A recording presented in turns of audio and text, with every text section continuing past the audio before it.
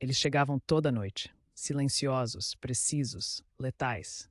Habitantes de uma pequena cidade na Amazônia brasileira acordavam com marcas inexplicáveis no corpo, sangramento sem causa aparente e memórias fragmentadas de luzes que desciam do céu e sugavam algo deles. Não era lenda, não era superstição. Era tão real que o governo brasileiro mandou militares armados para investigar. O que aconteceu no interior do Pará em 1977 foi tão perturbador que os arquivos oficiais ficaram trancados por mais de 2 décadas. Quando finalmente vieram à tona, o oficial responsável pela missão disse publicamente que havia visto coisas que mudaram para sempre sua visão de mundo. E ele era um militar treinado para não se impressionar com nada. Estamos falando da Operação Prato. E o que você vai descobrir nos próximos minutos foi escondido do povo brasileiro por 25 anos. Tudo começou na cidade de Colares, uma pequena localidade no norte do Pará, às margens do rio Marajó. A partir de outubro de 1977, os moradores começaram a relatar aparições de objetos luminosos que voavam em baixa altitude, às vezes rasando as copas das árvores, às vezes pairando sobre as casas. Mas o que tornava esses relatos diferentes de qualquer outro avistamento de OVNI no mundo era um detalhe aterrorizante. As luzes atacavam as pessoas. As vítimas descreviam um feixe de luz intenso que se fixava em seu corpo, geralmente no pescoço ou no peito. A sensação era de uma queimadura profunda, seguida de fraqueza extrema, tontura e desmaio. Quando acordavam, tinham marcas circulares na pele, como se algo houvesse sugado seu sangue. Médicos locais examinaram as vítimas e confirmaram. Havia perda significativa de hemoglobina, marcas de queimadura de 2º grau e, em alguns casos, pequenos orifícios na pele que pareciam ter sido feitos por algum tipo de agulha ou instrumento de alta precisão. Os moradores chamavam esses objetos de chupa-chupa, porque acreditavam que as luzes sugavam seu sangue. O pânico se instalou. Pessoas deixavam de dormir. Famílias abandonavam suas casas. A cidade entrou em colapso emocional coletivo. A situação chegou aos ouvidos do governo e, em setembro de 1977, o primeiro Comando Aéreo Regional ordenou o início de uma operação secreta de investigação.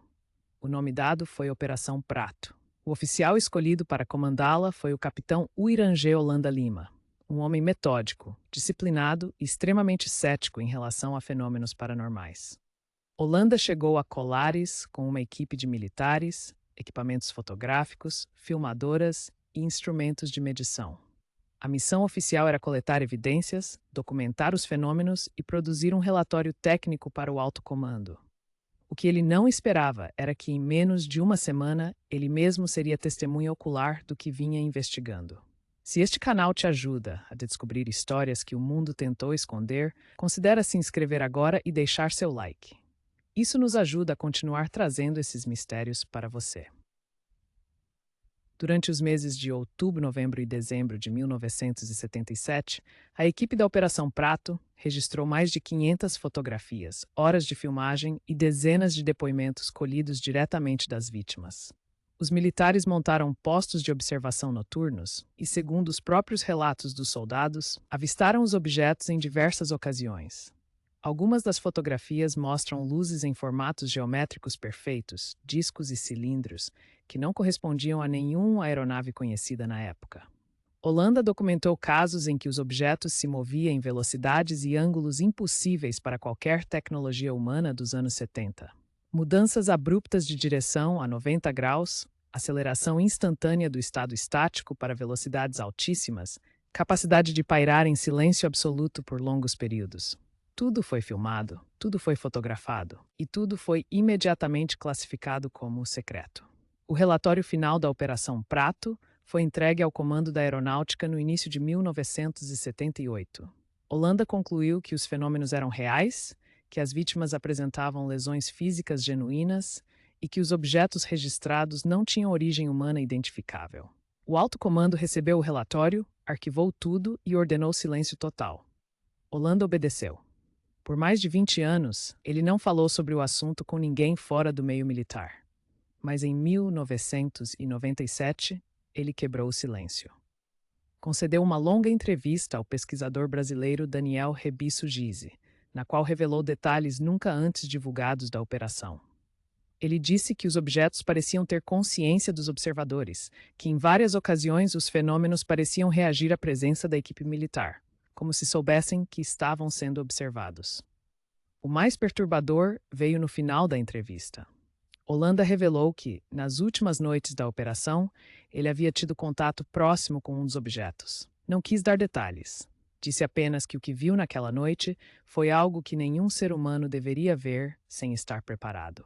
Poucos meses após conceder essa entrevista, o Irangê Holanda Lima foi encontrado morto em sua casa, em circunstâncias que a família nunca aceitou como naturais. Em 2005, parte dos arquivos da Operação Prato foi desclassificada pelo governo brasileiro. Centenas de fotos e documentos vieram a público. Pesquisadores de todo o mundo estudaram o material e a conclusão foi unânime. A Operação Prato é o caso mais bem documentado de interação entre seres humanos e fenômenos aéreos não identificados na história do Brasil e possivelmente do mundo. Colares ainda existe, os moradores mais velhos ainda se lembram. Algumas vítimas ainda carregam as marcas no corpo.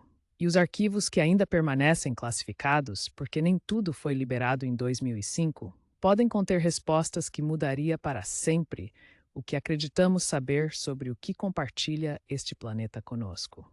Se esse episódio te fez questionar o que o governo esconde de nós, compartilhe esse vídeo com alguém que precisa saber dessa história. Inscreve no canal e ativa o sino para não perder os próximos mistérios que vamos desvendar juntos.